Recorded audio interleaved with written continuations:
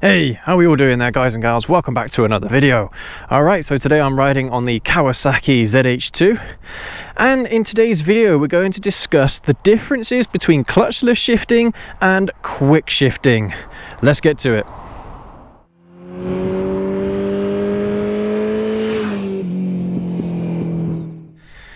Alrighty, so I did a video a few months ago now on my old CBR 600RR about clutchless shifting, which I'll leave linked up there in the top corner for you to go check out after this video. But basically this motorcycle has what's known as a quick shifter.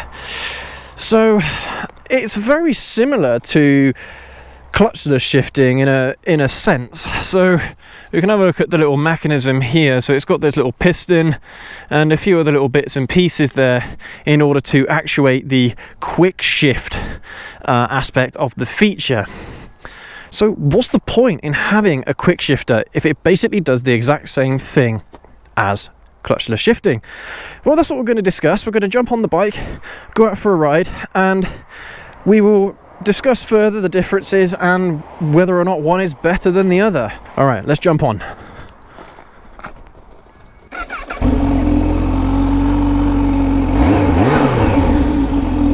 All right, so at the moment I've got the KQS on. That's the Kawasaki quick shift. Now on this bike you can actually turn off the quick shift function, so it's quite good because I'll actually be able to demonstrate the difference using the quick shifter and without using quick shift. But let's go. And then, yeah, let's talk about it further. Man, it's such a lovely day today. Apparently it's meant to be raining. Because I'm filming this on a Sunday. And apparently on Monday, Tuesday and Wednesday it's supposed to be raining. So I'm taking the opportunity now to film this vlog whilst I actually can. But hey, what did you guys think of our review? That would have come out on this Monday's video just gone. Yeah, I spent a lot of time working on that, so yeah, make sure to give that one a watch as well if you haven't seen it yet, and make sure to hit that subscribe button, please. We're trying to reach 1,000 subscribers. I mean, for all we know, we may have already reached it by the time this video comes out, but I don't care. Hit that subscribe button anyway if you enjoy the content and if you want to see more of the Kawasaki ZH2. Alrighty. So, quick shift. Let me downshift in the traditional fashion, so using the clutch to downshift. Okay, right, here we go. I'm going to use the quick shift. I'm going to slow down just a little bit here. All right, here we go.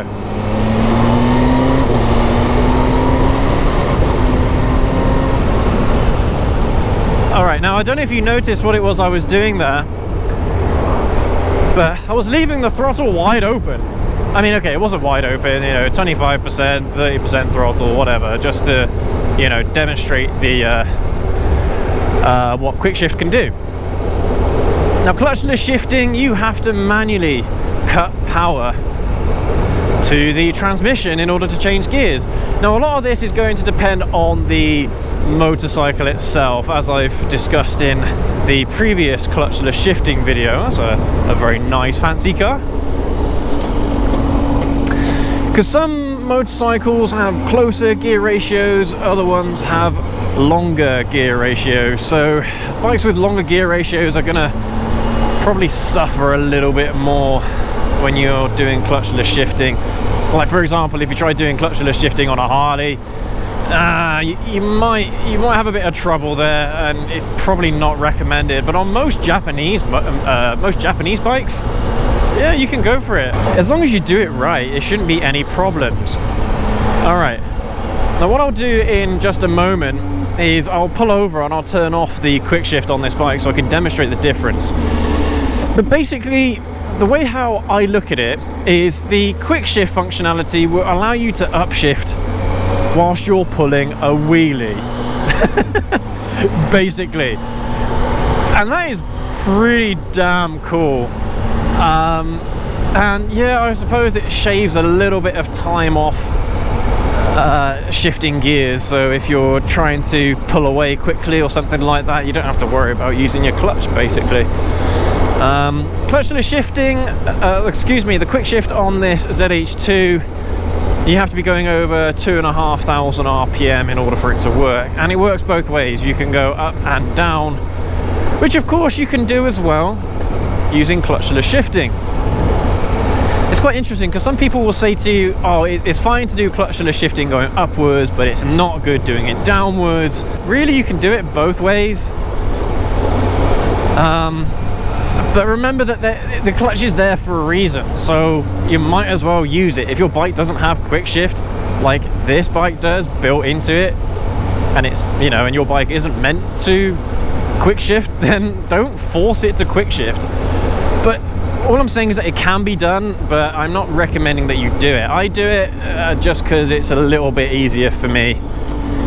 So yeah, unless you guys haven't guessed already, the way to clutchless shift on a motorcycle is to completely close the throttle, upshift, and then get on the throttle again.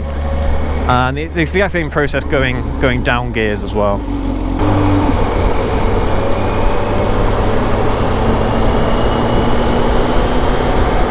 They're so mad at the moment how there are queues for every petrol station, every gas station around currently there are queues, all because people are worried about this lorry driver shortage in the UK at the moment.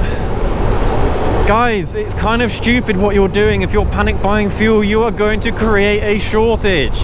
Come on. Honestly, like if I run out of fuel, I can't go anywhere. Simple as that. That's just how it has to be. Yeah, it won't be for long. Hopefully a couple of months, if that. We have to be rationing on our fuel, but that's not a bad thing. It means less pollution, so, you know, come on, we need to work together here, you know? There's no point everyone holding out for number one and all that nonsense. Well, I suppose it doesn't affect me as badly because on a bike, at the moment apparently the limit is 30 quid. 30 quid a fill, so I can fill up this bike twice over on 30 quid. Alright, here's quick shift, here we go. Alright. So that's quick shift for you. Basically throttle wide open. It is pretty cool because the power is just constant. I mean, there is a slight dip in power whilst the quick shift mechanism is doing its work, but it's like a fraction of a second.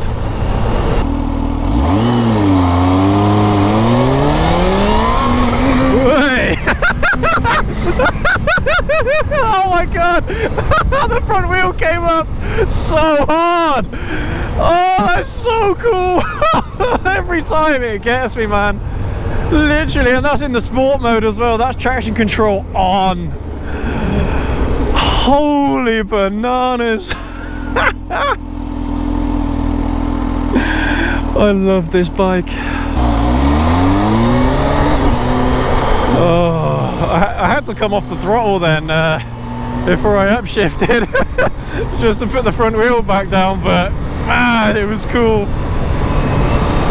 Alright, I'm just going to pull in here and then we'll turn off the quick shifter and I'll show you the difference between quick shift and clutchless shifting.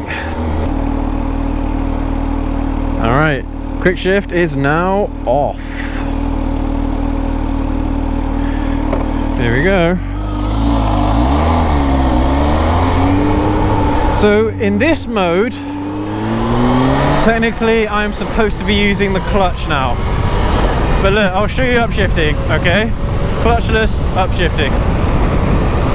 Yeah, so hand is right here. Basically what I'm doing is I'm letting off the gas, upshifting at that point. That's basically the difference, but the quick shift and clutchless shifting basically do the same thing. The end result is exactly the same. So I don't know, it's up to you really whether or not you want to use clutchless shifting, but obviously if your bike does have a quick shifter, you might as well turn it on and use it, you know. I personally have it on this bike all the time. I absolutely love it, and it's a really neat feature to have. This is the first time I've turned it off since I've owned this bike, actually. Actually, that's one thing I should mention. I probably mentioned it before in another video, that it's not on by default, so you've got to turn it on when you get it. That is if you're buying it new, of course. But yeah, it's just something to keep in mind. It's not going to be on when you pick up the bike, so don't think that you'll be able to, you know, quick shift straight away. You have to see that KQS sign turn on.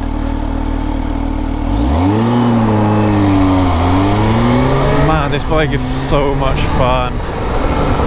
It is just absolutely insane in second, third gear, man. Oh, I can just feel the front wheel floating up. Oh, it's just epic, man. Absolutely epic. Yeah, if you guys haven't seen our review of this bike, go check it out. I give you all of the juicy details about it and just how amazing it is, honestly. If it's not coming through in my voice, how excited it makes me getting on this bike. Well, maybe the review will give you a bit more context. Let me know what you think in the comment section below. Do you use clutchless shifting, or do you have a quick shifter? And what do you think? What do you think of the difference? Personally, I don't really feel that much of a difference, apart from, like I said, you can just apply gas. You can keep the throttle wide open whilst you're upshifting. It's yeah, it's pretty sweet if you're trying to do the quickest 0 to 60 or the quickest quarter mile and things like that. Here, I do a quick pull here of clutchless shifting just before we finish.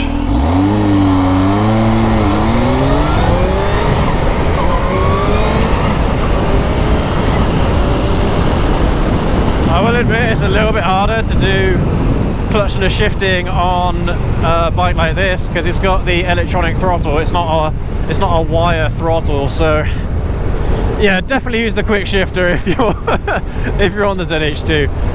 But anyway, guys and girls, thank you ever so much for watching. I hope you've enjoyed this episode, and like I said before, make sure to leave a like, comment and subscribe, and we'll catch you all in the next video. Have a good one.